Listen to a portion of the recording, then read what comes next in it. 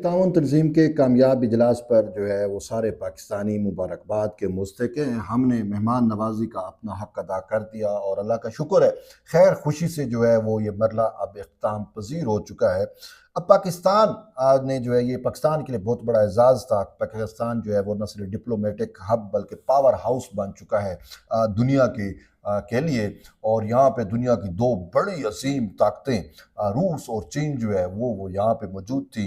उनके सरबराह मुमलिकत यहाँ पे मौजूद थे और ये पाकिस्तान के लिए एक बहुत बड़ी यानी कि कितने अरसे बाद मैं देख रहा हूँ, हम मैक्सिमम वो इस्लामिक सरबराही कॉन्फ्रेंस कर लेते थे और वो भी उसके वज़राए ख़ारजा वाला इवेंट, बाकी बायलैटरल टॉक्स होती थी, कभी कोई सदर आ रहा है, कोई वज़ीर आज़म आ रहा है, लेकिन इतने ज़्यादा वज़राए आज़म को एक साथ कभी हमने होस्ट नहीं किया। मतलब मेरी तारीख नहीं बताती। हाँ, माजी में इस्लामिक सरबराही समिट हुई थी, वो चीज़ें हुई थी, वो अलग थी। अब की जो रिसेंट हमारी जनरेशन है, हमने ये पहला इवेंट देखा है पाकिस्तान में, इस्लामाबाद में अपनी आंखों से, और इसमें पाकिस्तान को बहुत बड़ी कामयाबी मिली है। ये एक एजाज़ है। आज पाकिस्तान जो है वो सफारती सतह पर एक दौर था तरीके इंसाफ में, जब पाकिस्तान को टोटल जो है वो फितना गरी का न सिर्फ शिकार किया गया बल्कि तनाई का शिकार करने की हर मुमकिन कोशिश की गई। आपको याद होगा कि हम आलमी तनाई का शिकार हो गए थे, आइसोलेट हो गए थे, कोई हमारे वजीर आजम का फोन तक नहीं उठाता था। लेकिन आज देखो दुनिया भागी चली आ रही है पाकिस्तान में। रूस, चीन, Azerbaijan, Turkmenistan, Tajikistan, Iran, Kazakhstan, Mongolia, Armenia, पता नहीं क्या क्या, मैं तो उसमें ममालिक के इतने पूरे नाम भी हमें नहीं आते। तकरीबन 900 मेंबर, 900 जो है ना वो फॉरनर पाकिस्तान में इस समिट में मौजूद था। तो ये एक अचंभे की बात भी है, हैरत की बात भी है, खुशी की भी बात भी है। और हमने वो कर दिखाया जिसके जो हमारे अंदर पोटेंशियल था। अगर हम लीड करने पे हैं तो हम दुनिया को भी लीड कर सकते हैं, ये हमने करके दिखाया है। और ये शंघाई ताउन तंजीम जो है इसका इजलास बहुत सारे लोगों से हजम नहीं हो रहा था और यूथी अभी तक इस पे इसी सरासिमगी में है। उन्होंने कोई एक कामयाबी पे जो वो तिलमिला उठते हैं। देखें, इधर से हमने मेला सजाया सफारती सतह पे शंघाई ताउन तंजीम का, उधर से यूथियों की अम्मी जो है वो क्या कहते हैं उसके जमैमा गोल्ड समेत उसको मसला हो गया। उसने कल से वो बौली हुई है, पागल हुई पड़ी है, ट्विटर पे पता नहीं क्या कुछ लिखी जा रही है, पाकिस्तान के खिलाफ प्रोपेगेंडा किए जा रही है। जब बात तो यही है ना कि उनसे ये चीजें हजम नहीं होती। ये वही प्लान है पाकिस्तान को तनाह करने का जो इमरान खान के जरिए खिलवाड़ करने की कोशिश की गई। तो अब वो कैसे हजम करें। और वैसे मैं आपको बताऊं, ये जो शंघाई ताउन तंजीम है ये नेटो की अल्टरनेट है। तो भाई वो यूरोप में और जमैमा गोल्ड समेत वो नेटो और वो सारा कुछ आपके सामने है, ज़ायोनिस्ट प्रॉक्सीज और वो यहूदियों के। अब यहाँ पे हम नेटो के मद्दे मुकाबिल एक बड़े जो इजलास है उसको होस्ट कर रहे थे। तो ये फिर इमरान खान जेल में हो या जमैमा गोल्ड्स में उनसे बर्दाश्त होता है। तभी एक खबर भी आई है, आप इंजॉय करेंगे। वो कल इमरान खान के कल डॉक्टरों ने जो है उसका मुआयना किया तो खबर ये निकली है उसके कान में इन्फेक्शन हो गए हैं। अब वो वजह क्या है जो मुझे नजर आ रही है कि सुना है कि इमरान खान की जो सेल है उसके अंदर सिर्फ पीटीवी चलता है और पीटीवी पे जो है वो शंघाई ताउन तंजीम ये जो नगमा बनाया गया खुश आमदीद ये वाला चलता रहा, या ज्यादातर जो है वो पाक चीन दोस्ती जिंदाबाद। तो उसने ये विजुअल देख के और चीजें देख के उसके कानों में इन्फेक्शन हो गया बर्दाश्त नहीं हुआ उससे, हकीकत में कह रहा हूँ, ये उसके कानों में इन्फेक्शन है। मैं हवा में मैं बात नहीं कर रहा। तो मैं तो उसकी वजह यही समझ रहा हूँ कि यार इन लोगों से पाकिस्तान की कामयाबी बर्दाश्त नहीं होती। तभी तो जी शंघाई ताउन तंजीम का इजलास नहीं होने देंगे, धरने एहतजाज, जयशंकर को, अब तो जयशंकर को खिताब करने के लिए यूथी मिले ही नहीं है। ये पाकिस्तान की कामयाबी है और जो हमने करके दिखाई है, तभी ये लो हजम नहीं हो रहा।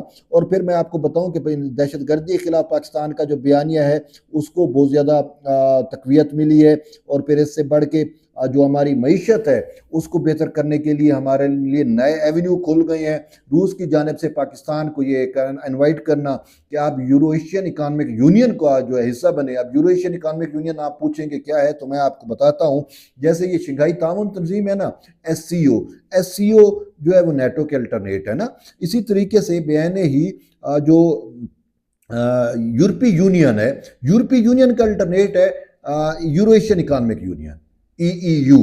ठीक है ना, वो यूरोपीय यूनियन है, ये यूरो एशियन यूरो एशिया, समझ गएंगे, एशिया भी यूरोप भी, और ये खिता पूरा यूरो एशिया, ठीक। Euro Asia economic union, euro Asia की ये माशी एक बुलाक है, यूनियन है। तो वो रशिया लेड है और उसमें पाकिस्तान को बाज़ाब्ता दावत मिली है। और रूस जो हैं वज़ीर आज़म, उन्होंने पाकिस्तान को कहा है कि आप यूरो एशियन इकानमिक को ज्वाइन करें। अब यूरो एशियन इकानमिक यूनियन को अगर हम ज्वाइन करेंगे तो उससे हमारे जो पाकिस्तानी ताजर हैं उनको बड़ी आसानी होगी कि वो ट्रकों पे अपनी मसनूआत, अपनी प्रोडक्ट्स जो हैं वो लोड करेंगे। और अफ़गानिस्तान एक प्रॉब्लमेटिक है, अफ़गानिस्तान को हम निकाल भी दें तो वाया ईरान जो है या ताजिकिस्तान और ये, तो हम जो है वो यूरोप तक पहुंच जाएंगे। बेलारूस इसका मेंबर है, तो बेलारूस तक हमारी एक्सेस हो जाएगी। और इसी तरीके से बेलारूस के ट्रक ट्रेनें पाकिस्तान आ सकती हैं और पाकिस्तान की उधर जा सकती हैं। अब मामला ये है कि हमारे पास रोड इंफ्रास्ट्रक्चर ईरान वाला तो है, हम यूज़ कर सकते हैं। उसके बाद मामला है ट्रेनों का, तो ट्रेन भी हमारे पास रूट तो है ईरान तक का ना, तो हम अपने आप को यूरो एशिया के साथ वाया ट्रेन कनेक्ट कर सकते हैं। और सबसे बड़ी बात पता क्या है, यूरो एशियन इकोनॉमिक यूनियन में बहुत सारे ममालिक ऐसे भी हैं जो लैंड लॉक कंट्री हैं, जिनको समंदर नहीं लगता। कुछ सिंगल है, कुछ डबल लैंड लॉक कंट्रीज भी हैं। तो उन लैंड लॉक कंट्रीज के लिए पाकिस्तान एक बड़ी वो है कि उनको हमारी गवादर तक बड़ी एक्सेस मिल जाएगी। सिर्फ हमें ट्रेड रूट्स देने हैं और वो इन ट्रेड रूट से जो है वो फ़ायदा लेंगे। और वो अपनी चीज़ें जो है वो पता नहीं पहले कौन से समंदरों से मंगवाते होंगे और कौन कौन से मुल्क से गुजर के जाती होगी, अभी वो डायरेक्ट गवादर पे आएगी। गवादर से इधर ट्रक लोड किए या ट्रेन होगी तो लोड की और वो अपने मुल्क ले जाया करेंगे।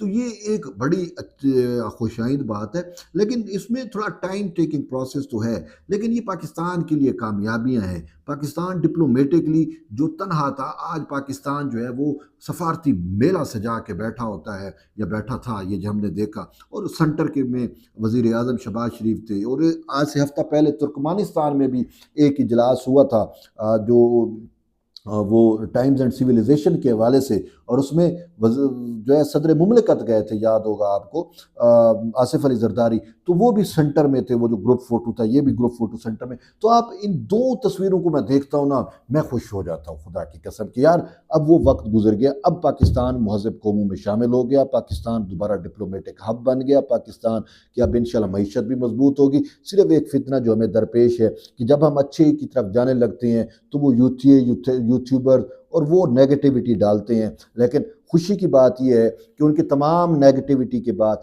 तमाम फितने के बाद, हमा किस्मी इंतशार के बाद, डी चौक पर धरनों के ऐलानात के बाद हमने वो चीज़ कर दिखाई, हमने दुनिया को दिखा दिया। आज दुनिया परेशान है, जो हमारे दुश्मन मुल्क हैं, इसी वजह से ये जमैमा गोल्ड समेत हो या इमरान खान के हैंडलर हूँ, वो सारे परेशान है कि ये हमने इमरान खान के ज़रिए जो पाकिस्तान की तबाही की बुनियाद रखी थी, पाकिस्तान अब उससे बाहर निकल के दोबारा ट्रैक पे जा रहा है। तो अभी साफ ज़ाहिर है कि जब पॉजिटिव चीज़ें आती हैं तो उसके साथ नेगेटिविटी भी होती है। तो हमें नेगेटिविटी को काउंटर करना है, हमें फितने इंतशार को काउंटर करना है, हमें यूट्यूबर्स और इनके किसी किस्म का भी जो हीला हरबा है उसको नाकाम बनाना है, ताकि हम जो है वो अपनी मंजिल तक पहुँच सकें, पाकिस्तान को दोबारा ट्रैक पर जो है वो डाला जा सके। तो उम्मीद है कि ये जो शंघाई ताउन तंजीम का इजलास था, ये एक बड़ी कामयाबी थी पाकिस्तान के लिए। और 11 अरब डॉलर से ज़ायद के MOU भी कहा जा रहा है कि साइन हुए हैं, और बाकी चीज़ें भी आपके सामने हैं। तो बहरहाल इस सवाल से मज़ीद कोई अपडेट होगी तो हम आप तक शेयर करेंगे। एट द एंड है कि जुड़े रहिए तैयब ब्लूज़ के साथ। मिलते हैं एक नई वीडियो, तब तक ले इजाज़त दें, अल्लाह हाफ़िज़।